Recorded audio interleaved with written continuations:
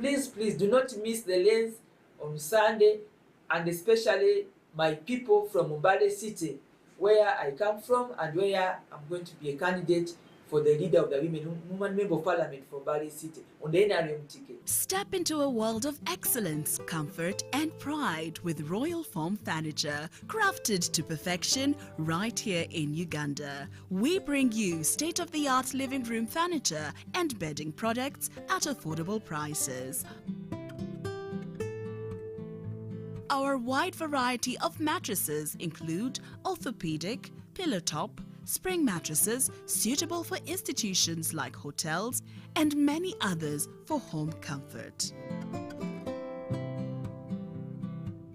With every piece telling a story of royal excellence, our products are built with the highest quality materials made to last. Experience royalty with Royal Foam Furniture, proudly made in Uganda, so buy Uganda and build Uganda. Visit our showrooms at Ginger Road, Chambogo Junction, Bukoto Chisasi Road, and on Victoria Mall, Entebbe, on the first floor. I'm Lydia Wanyoto Mutende, a member of the board at the National Planning Authority. My main assignment here, my deployment here, is to really look at how the plan of the country evolves in line with the strategic directives of our head of state, the president, but also to ensure that the promises of the people, the social contract of the NRM manifesto, are fully aligned to the national plan and fully implemented in the interests of the Ugandans. So the story of the plan, if I'm talking about, it's about people. It's about the welfare of people, it's about the quality of the people of Uganda, and it's about how we deploy resources to priority areas that are supposed to trigger the development of our country. The history of the National Planning Authority was a creature of the Vision 2040. We have a Vision 2040 that has been strategically phased in the 5-year phases. So we've had the first plan, the second plan. We are now starting the fourth plan.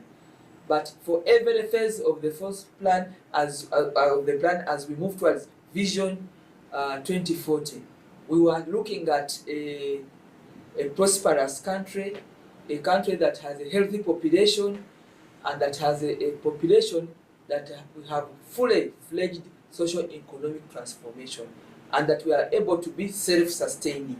So whatever we do, whatever resources we deploy, whatever priorities we pick enterprises, we are looking at 2040, that Uganda will be independent economically, it will be dependent by way of governance, but also to be secure and stable, and to have a population that is socially, economically transformed. That is the summary of the national plan.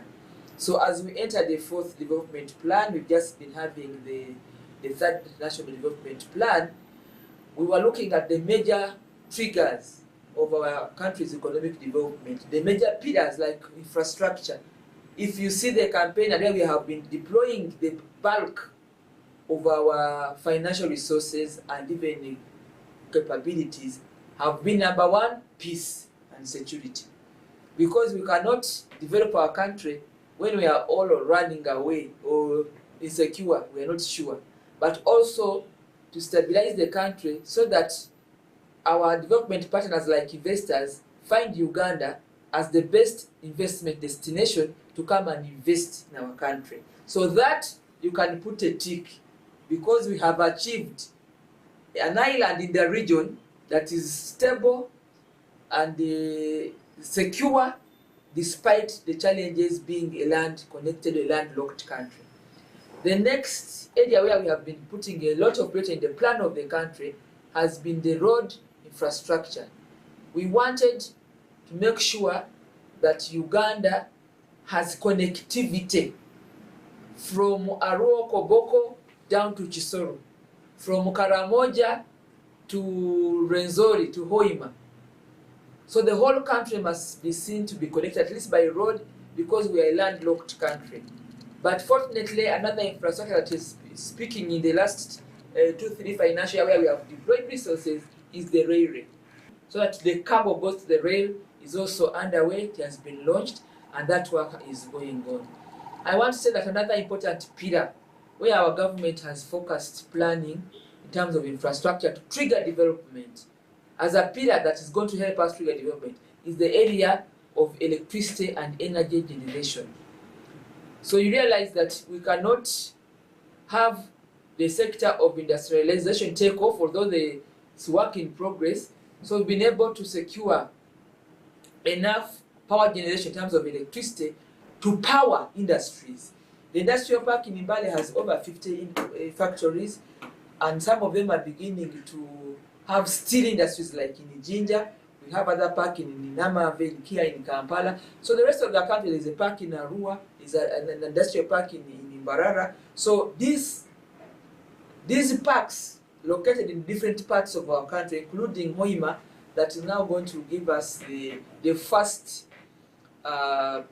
benefits of the oil and gas, which we have invested in for a long time, built the capacity of Uganda in terms of technical know-how, but also doing the drills and building the relevant infrastructure, including the airport. So when you look back in the national plan of the third national development plan, we did not achieve what we wanted, but we are not where we were when we started. We have moved the step.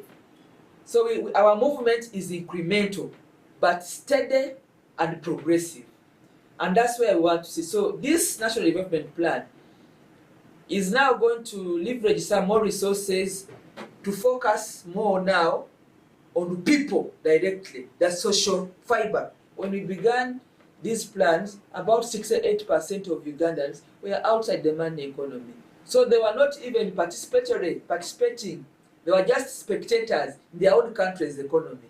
So the plan of this country, through His Excellency the President, is to make sure that every Ugandan that is alive and kicking is captured in the country's data system. That's why we have NIRA, but also that's why we know where they are by segmented. When we talk about the national census, we have segmented the country's population by age, by gender, by skills. And as I speak also, the President has made sure that part of the planning is to skill Ugandans. So there are those who have gone to school through the formal education of primary, secondary, as you had with the reforms that are attendant, but there's also the skilling of young people. Even in my own home district in Mbale City, we have a skilling hub, and has an intake of minimum of 600 young people. So all Uganda's population is young. We are trying as much as possible to align National Development Plan 4 to younger people. So you'll hear us talking about skilling, talking about sports. We have improved the sports. If you want to know, the first ever state-of-the-art sports infrastructure in Kapchorwa, it's ready. So we are even hosting AFCON. We want now to sensitize and mobilize younger people to leverage their energy and their talent in the sports sector. That is going to help our country to capture the bulk of the younger people, to be able to use their energy, their skills for productivity, to be productive. You are watching the Lens program. When government decided to give life to the Vision 2040 by phasing it out with every 5-year development plans, now like I've said, we are in the 4th development plan starting, we thought that everything would be okay as long as we had peace and stability. But we've had challenges. The first one that has made us now remodel the plan and get back to back is we lost 2 years completely to COVID-19. That was a big setback. But we now learned to grow a resilient plan, because we had not anticipated that we would go in lockdown for 2 years and lose 2 years out of the 5, because the plan is 5 years. The second challenge is to make sure that we level our revenue and economy so that we are self-sustained. That has been the aspiration of the plan.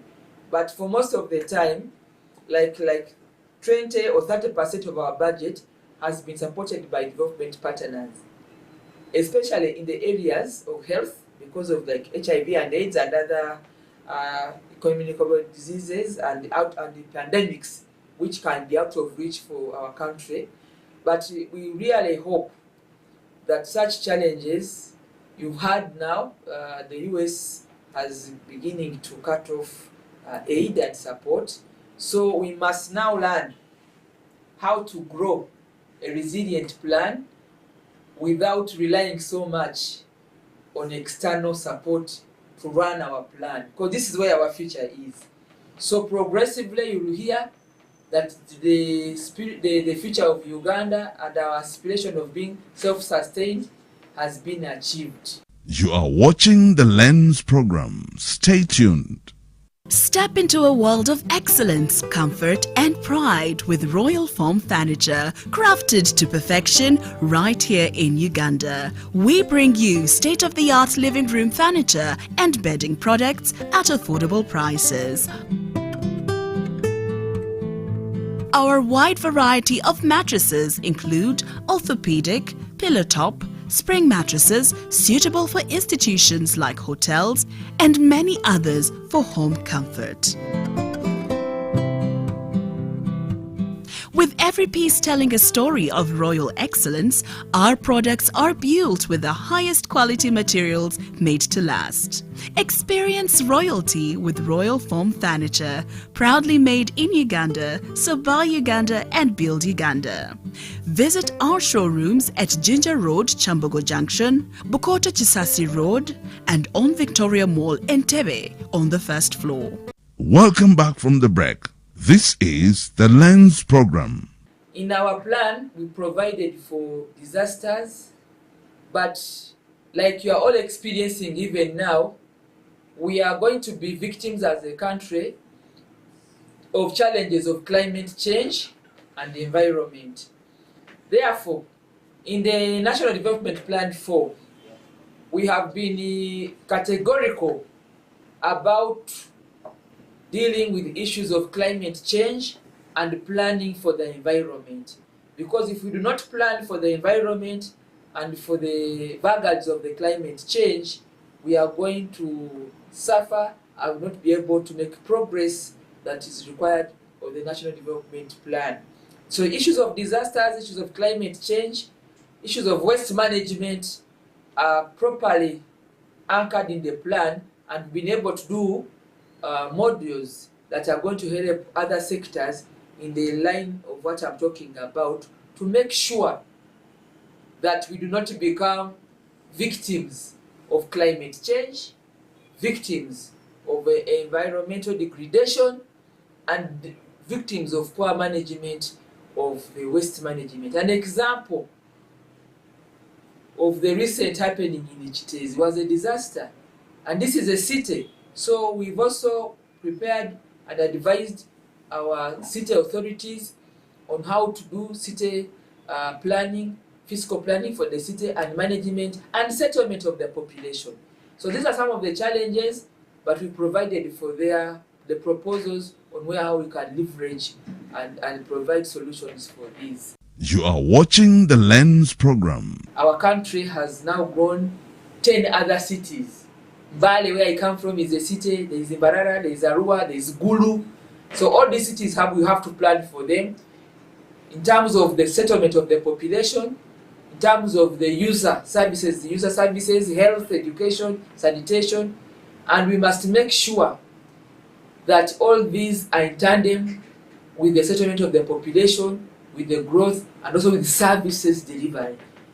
We have also provided for standards, because we want a country that has minimum standards and also a proper value system, because the planning will be hanging and empty if it's not anchored on standards.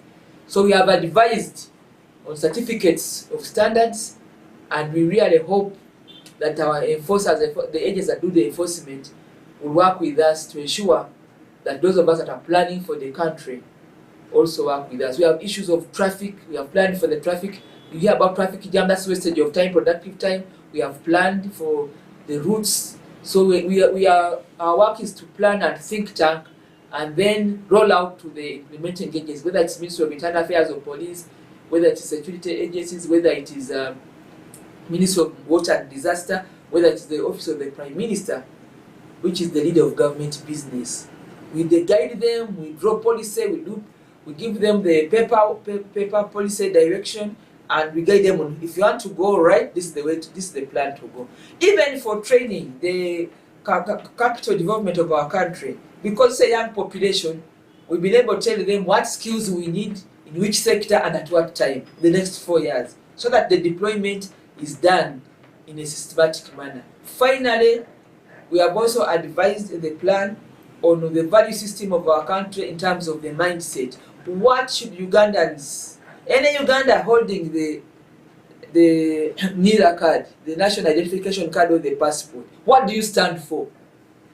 So that we all run our country in unison with the same aspirations. So the national plan has a vision, it has a mission, it has objectives, but it is all around Uganda and Ugandans.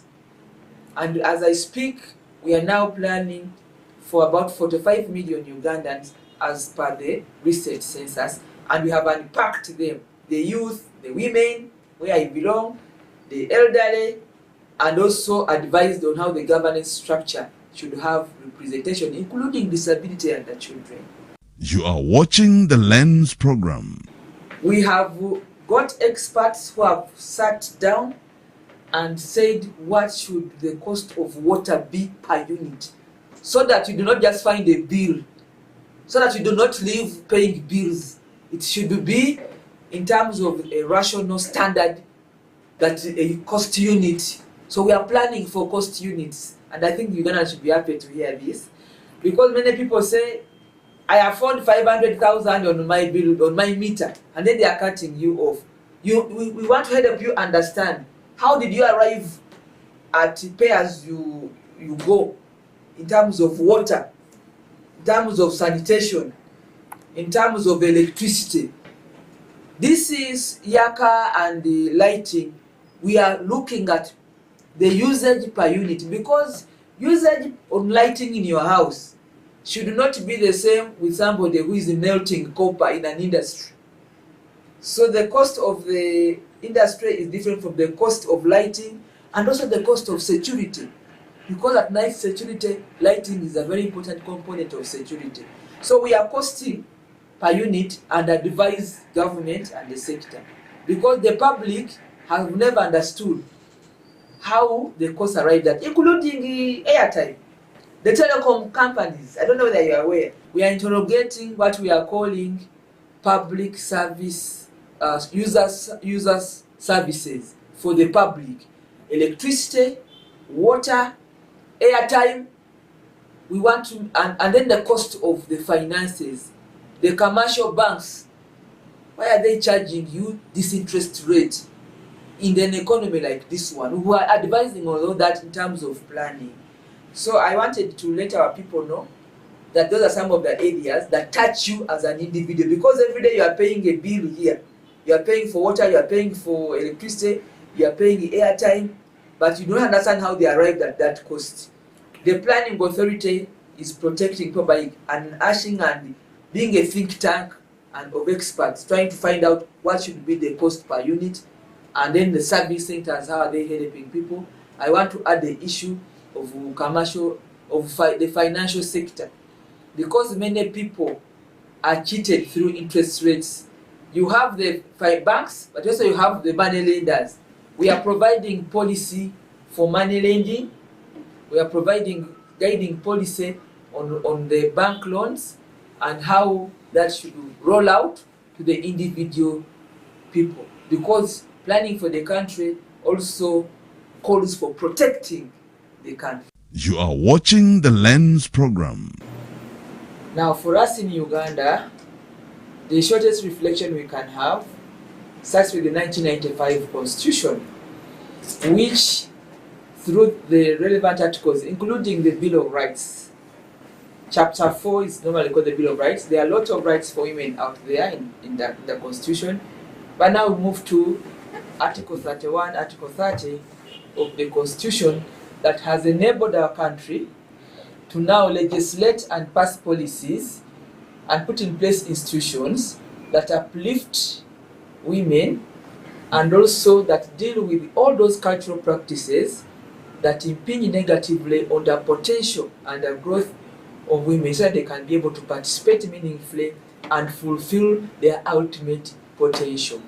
So I would like to take this opportunity to congratulate the women of Uganda, but also the government, the NRM government, that has brought us this far. We celebrate the women who are in leadership through elective politics because of the affirmative action. As I speak today, we have 188 women in parliament, occasioned because of the law that requires affirmative action for slots of women per district. We also have a slot of a youth female for members of parliament. We have a female for disability. We have a female for minimum, a female for workers, and a female for the elderly. So we can have more, but the minimum is 1 for the 5 for the interest groups. For the district, we have a woman member of parliament, but also we have you are free to contest on the counting. We have female youth councillors. So even at the district, the structure grows, and that has given us an opportunity to contribute and make a difference in all the processes of government, so that we are able to meaningfully gain, but also transform our community and have women not only change their lives, but also be the change agents for all the women in the group. Because at a household level, the pillar of every family is a woman. And yet, when we talk about numbers, the 2024 National Population Housing Census made it very clear that 52% of Uganda's population are women. So when we zero on women, we are sorting the challenges of the country. We are dealing with the real change agents of the country, because women are the majority. And the program to elevate the socio-economic transformation of women begins at household level. This government, the NRM government, has given the women an opportunity through programs. We have the Women Enterprise Fund. It has been coming through our own ministry. We have a ministry for gender, labor, social development, where women's issues are given special attention through programs and policies of government. We have funding, special programs for funding. The recent one was the parish development model, but for every parish in Uganda, that's now the lowest administrative unit of our country.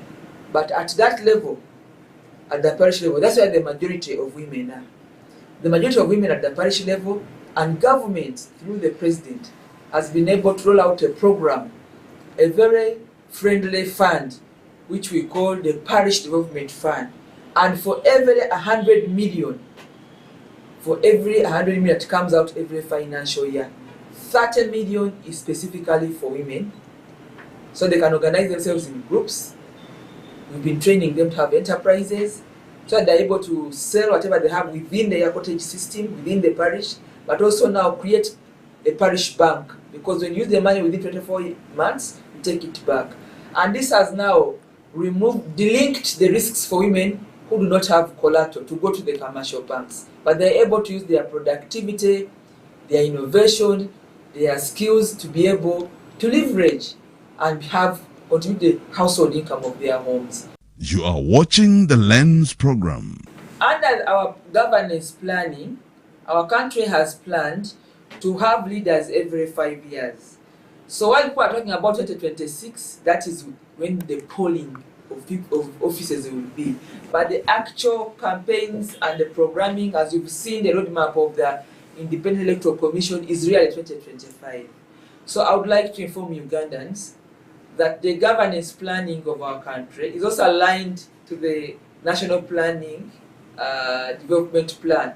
You see, the third plan is ending, the term of office for leaders is also ending. That's how we plan. And I would like to call upon all Ugandans to take interest in the leaders you choose. The lowest leadership unit in Uganda is the LOC1, and it's an elective position.